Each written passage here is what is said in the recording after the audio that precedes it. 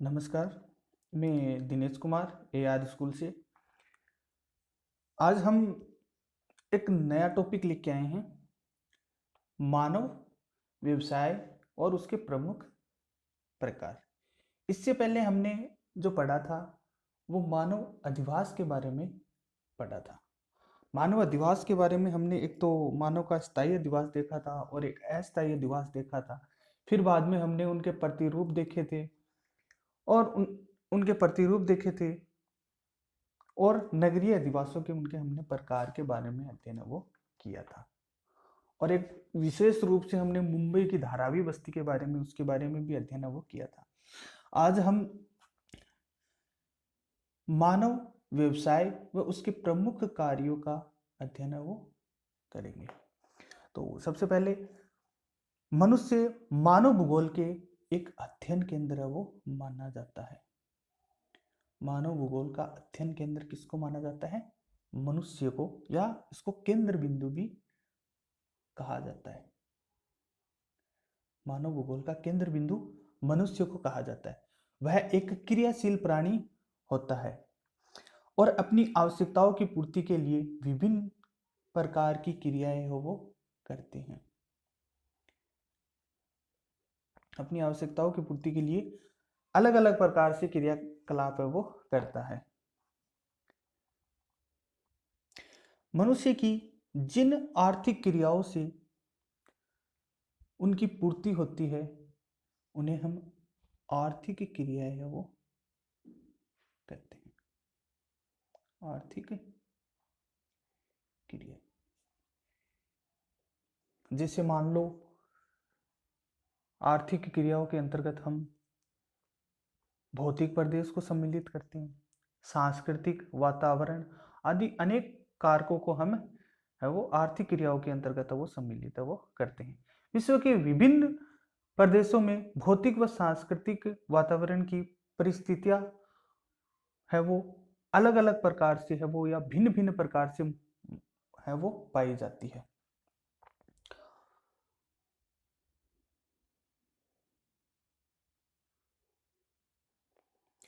मानव व्यवसाय के अंतर्गत हम उनके एक तो प्राथमिक व्यवसाय के बारे में अध्ययन करेंगे, प्राथमिक। दूसरा द्वितीय,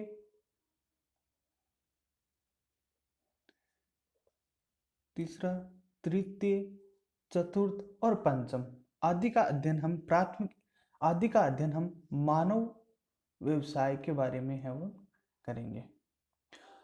तो चलते हैं हम हमारे टॉपिक के साथ।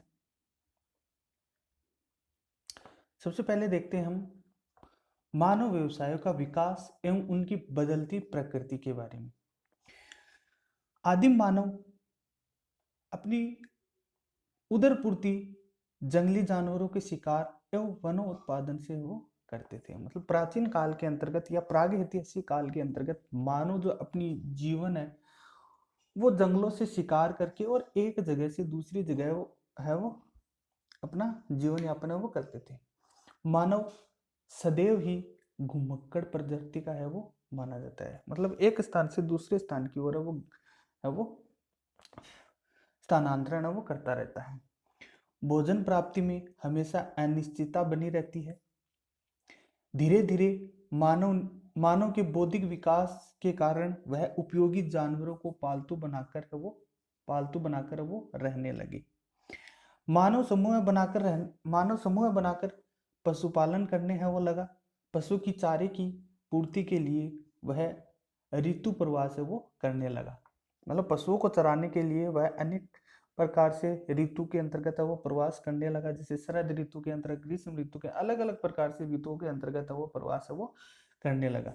और फिर बाद में धीरे धीरे मानव ने कृषि करना है वो प्रारंभ कर दिया और प्रारंभ करने से वह स्थायी अधिवास के अंतर्गत वो निवास है वो करने लगे। मानव की मूलभूत आवश्यकताओं की पूर्ति है वो पशुओं से और उनके जो वनों उत्पादन से है वो होने लगी। कृषि ने मानव को स्थायीकरण है वो बना दिया और अब वर्तमान के अंतर्गत मानव है वो स्थायी रूप से अपने अधिवास के अंतर्गत वो निवास है वो करते हैं। सबसे पहले देखते हैं हम प्राग ऐतिहासिक काल।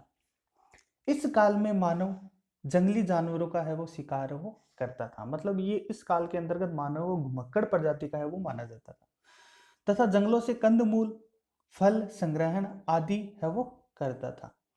इस काल में जनसंख्या है वो सीमित मात्रा के अंतर्गत है वो पाई जाती थी। मतलब कुछ ही मात्रा के अंतर्गत जनसंख्या का निवास है वो था।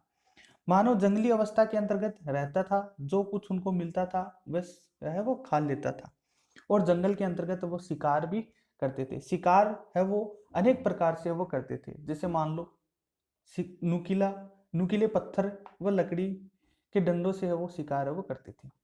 इस काल में शिकार शिकार के अंतर्गत उनके है वो कुत्तों की मदद है वो लेनी पड़ती थी। मतलब कुत्तों की सहायता से वो मानव वो शिकार है वो करता था, और वह जंगल के अंतर्गत निवास है वो करता था, और स्थानांतरण के लिए वह एक जगह से दूसरी जगह की ओर है वो जाता रहता था। प्रागैतिहासिक काल के अंतर्गत उसका अधिवास है वो स्थायी रूप से है वो नहीं था।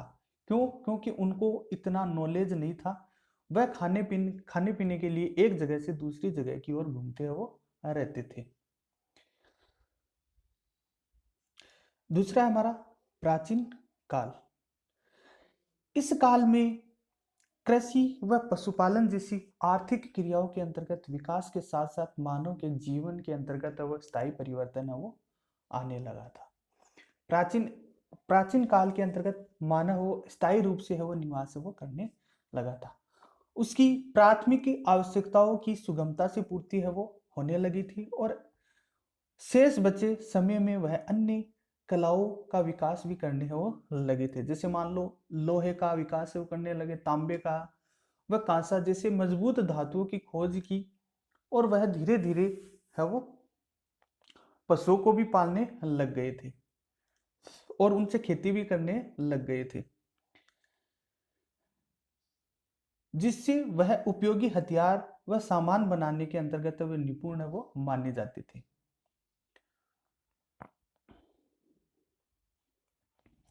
हल व बैलों की मदद से कृषि कार्य है वो करने लगे। फसलों की सिंचाई के रूप में पानी देना है उन्होंने वो प्राचीन काल के अंतर्गत वो सीख लिया था। इसी काल में ईसा से पूर्व लगभग 2500 वर्ष पूर्व जैसे मोहनजोदड़ो व हड़प्पा सभ्यता सिंधु नदी घाटी के अंतर्गत वो विकसित है वो हुई।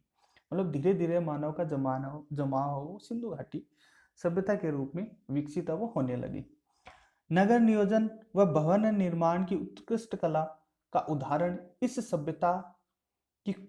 सभ्यता की खुदाई में देखने को हमें है वो मिलती थी। सिंधु घाटी सभ्यता की खुदाई है वो 2500 ईसा वर्ष पूर्व है वो की गई थी, जिसके अंतर्गत हमें मतलब इस सभ्यता के लोग जिसके अंतर्गत हमें लोगों का निवास है वो सिंधु घाटी नदी के अंतर्गत सिंधु घाटी नदी के किनारे उनका है वो बसने का जमाव है वो मिलता है। और वहां पे ये लोग है वो कृषि कार्य है वो अनेक तरीकों से करते थे। जैसे मतलब गाय से कर लेते, बैलों से है वो कृषि कार्य करते थे, हल से खुरपी से आदि कई तरीकों से है वो कृषि कार्य है वो करते थे हम।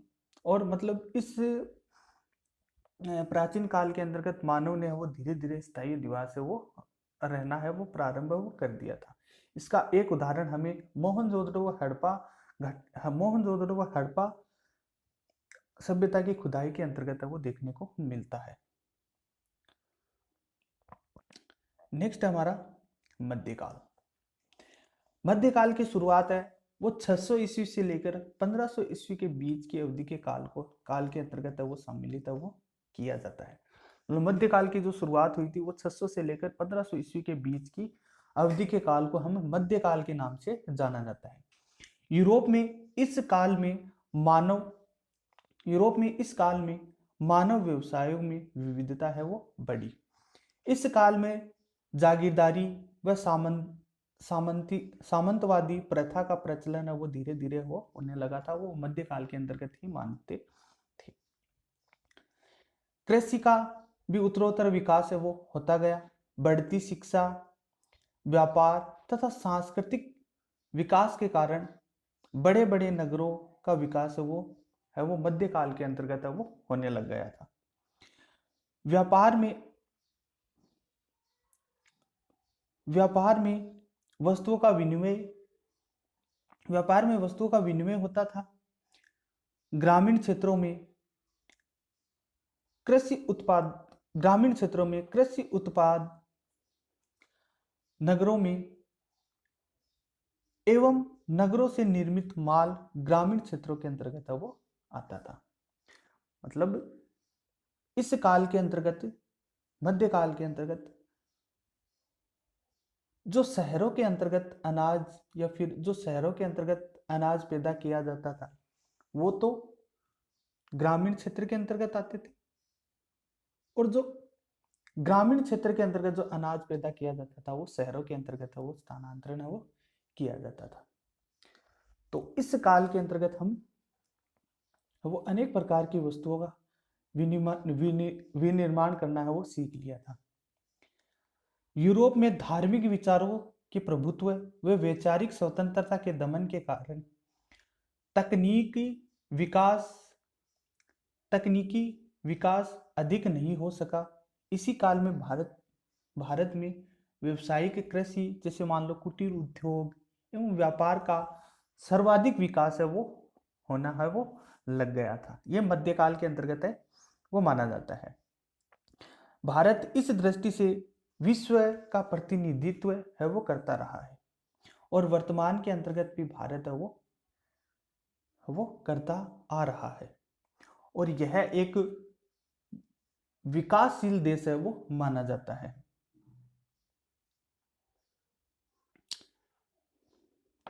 चौथा है हमारा आधुनिक काल, जिसको हम वर्तमान काल के नाम से भी जानते हैं। इसकी शुरुआत है वो 15वीं सदी से वर्तमान समय तक की अवधि को हम आधुनिक काल के नाम से जानते हैं। आधुनिक काल की शुरुआत है वो कब हुई थी? 15वीं सदी के अंतर्गत है वो मानी जाती है, और वर्तमान के अंतर्गत 21वीं सदी तक है इनका विकास है वो चल रहा है। इस काल में मनुष्य के व्यवसाय अपने चरमोत्कर्ष पर पहुंच है वो गए। मतलब मनुष्य ने अनेक प्रकार के तकनीकी विकास का प्रयोग है वो करने लग गए। तकनीकी विकास, खोज व आविष्कारों के कारण आधुनिक विकास, मानव व्यवसायों का उदय है वो नया तरीके से माना है वो आधुनिक काल के अंतर्गत या फिर वर्तमान काल के अंतर्गत मानव को नव जागरण काल के नाम से भी इसको जाना जाता है। मतलब इसके अंतर्गत मानव ने वो नई नई तकनीकी या आविष्कारों की खोज है वो करना है वो प्रारंभ वो कर दिया। इस काल में मानव प्राथमिक व्यवसाय की तुलना में वह धीरे धीरे द्वितीय व्यवसाय, तृतीय, चतुर्थ, पंचम व्यवसाय से है वो जुड़ने लगे। इस युग में औद्योगिक क्रांति आई। मतलब धीरे धीरे उद्योगों का निर्माण है वो होने लग गया था वर्तमान के अंतर्गत या फिर आधुनिक युग के अंतर्गत। क्रांति आई जिसके कारण अधिकतर आर्थिक क्रियाएं व संचालित मशीनों के द्वारा है वो स्वचालित है वो होने लग गई थी। अनेक प्रकार की उद्योगों के अंतर्गत मशीनें आने से आर्थिक क्रियाकलाप है वो सुगमता से वो होने लगी। 19वीं शताब्दी से कृषि में 19वीं शताब्दी से कृषि में उन्नत बीजों, रासायनिक कीटनाशकों, दवाइयों व उन्नत मशीनों का प्रयोग है वो होने लगा। पशुपालन व मत्स्य व्यवसाय विस्तृत व वाणिज्य स्तर पर स्वचालित मशीनों द्वारा किया जाने लगा। इस काल के अंतर्गत जो कृषि कार्य है वो बड़े बड़े मशीनों के द्वारा वो किया जाने लगा था, और अनेक प्रकार के उन्नत किस्म बीजों का भी उपयोग है वो होने लगा, और वह उन बीजों को कीटनाशक दवाइयों और रसायनों का प्रयोग है वो करने लग गए।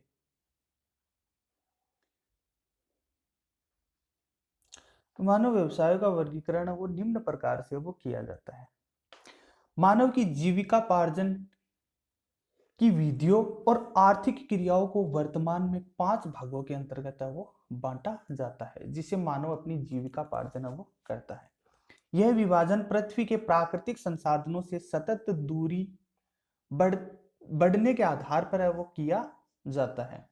सबसे पहला है हमारा प्राथमिक व्यवसाय। इसके बारे में हम आगे पूर्ण रूप से अध्ययन वो करेंगे। तो पहले देख लेते हैं प्राथमिक व्यवसाय है वो क्या होता है और प्राथमिक व्यवसाय के अंतर्गत है वो किस किस को सम्मिलित है वो किया जाता है। सबसे पहला प्राथमिक व्यवसाय। प्राथमिक व्यवसाय के अंतर्गत हम आखेट, संग्रहण, कृषि, पशुपालन, खनन आदि को हम सम्मिलित है वो करते हैं।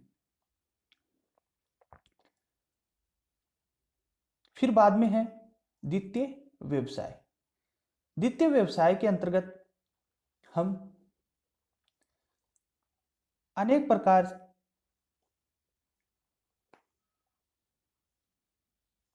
द्वितीय व्यवसाय के अंतर्गत हम जैसे मान लो निर्माण,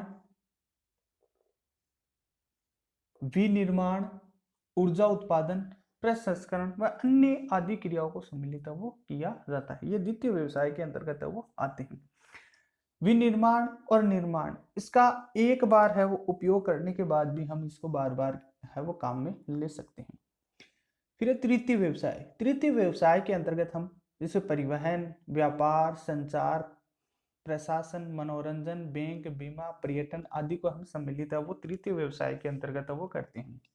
इसी प्रकार से चतुर्थ व्यवसाय के अंतर्गत सूचना, शोध, प्रबंध, शिक्षा, स्वास्थ्य एवं सुरक्षा आदि को हम चतुर्थ व्यवसाय के अंतर्गत सम्मिलित वो करते हैं।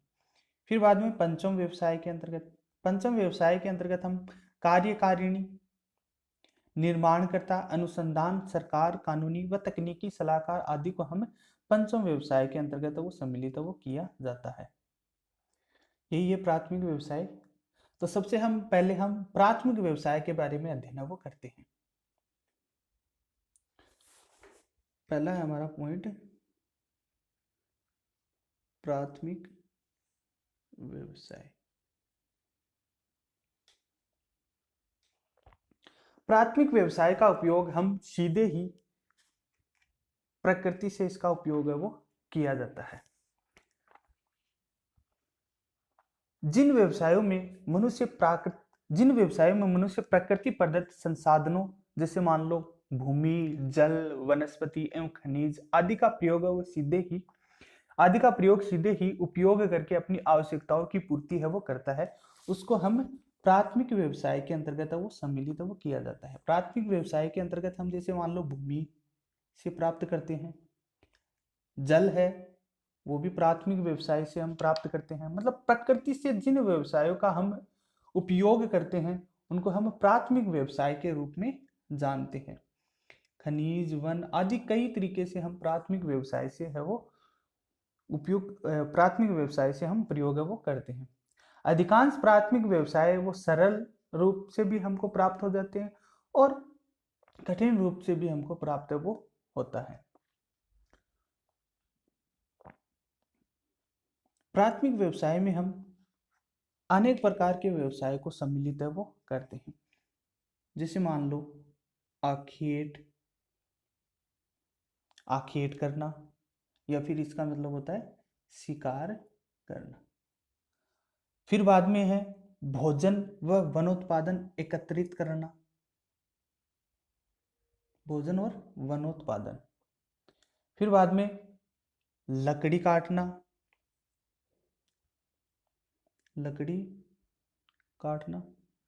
मछली पकड़ना, पशुपालन,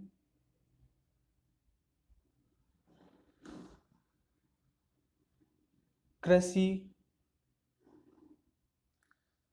खनन आदि हम प्राथमिक व्यवसाय से है वो प्राप्त है वो करते हैं।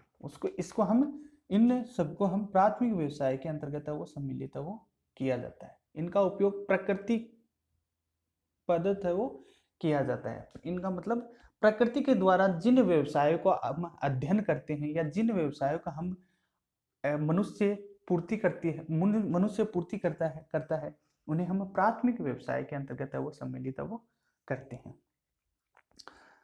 अब है द्वितीय व्यवसाय। द्वितीय व्यवसाय जिन व्यवसायों का उपयोग हम प्रकृति से प्राप्त कर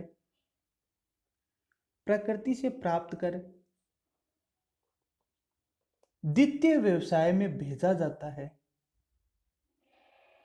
द्वितीय व्यवसाय में भेजा जाता है, उन्हें हम द्वितीय व्यवसाय के नाम से जानते हैं।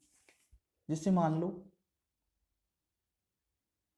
गेहूं हमने प्रकृति से प्राप्त किया और हमने प्रकृति से प्राप्त करके उसको उपभोक्ता तक पहुंचाया, उपभोक्ता तक पहुंचाया, तो ये उसका हो गया द्वितीय व्यवसाय। मतलब एक व्यक्ति से प्राप्त किया और दूसरे व्यक्ति को हमने इसका उपयोग है वो करवाया, तो ये हो गया द्वितीय व्यवसाय। प्राथमिक व्यवसाय के अंतर्गत हम प्रकृति से प्राप्त करते हैं और द्वितीय व्यवसाय के अंतर्गत हम प्राथमिक व्यवसाय के अंतर्गत हम प्रकृति से प्राप्त करते हैं और प्रकृति से प्राप्त करके हमने उसको द्वितीय व्यवसाय के अंतर्गत है वो भेजा, उसी को हम द्वितीय व्यवसाय है वो कहते हैं।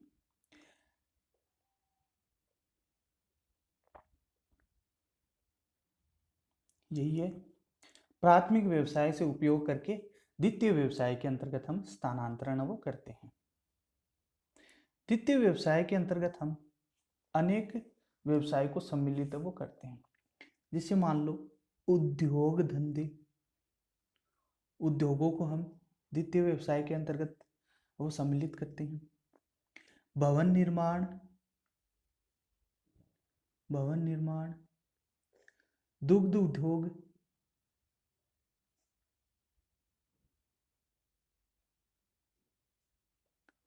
कच्चा माल, शक्ति के साधन,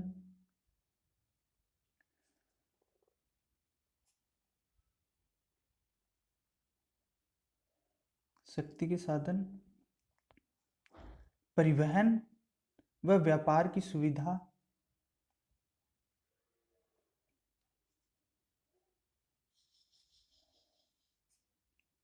परिवहन